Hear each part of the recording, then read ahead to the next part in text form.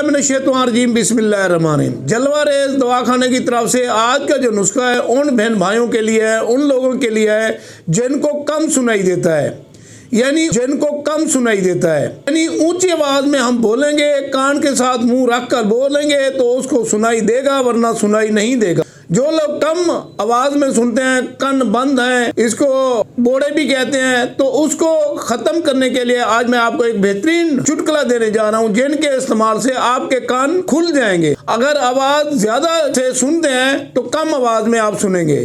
तो आपने खट्टे अनार लेने हैं, उनके बीज वगैरह अंदर से निकाल लेने हैं। उन बीजों से आपने पीड़ कर रगड़ कर पानी निकालना है। पानी निकाल कर आप उस छिलके को, उस पानी को रोगन गोल में, सिरका अंगूरी में बराबर वजन में पकाना है। जब ये गाढ़ा गलीज हो जाए तो चंद कतरे आप कान में डालेंगे तो आपका कान ठीक हो जाएगा। अगर आप ऊंची आवाज में सुनते हैं तो कम आवाज में आप सुने और आपके कान खुल जाएंगे। आप बने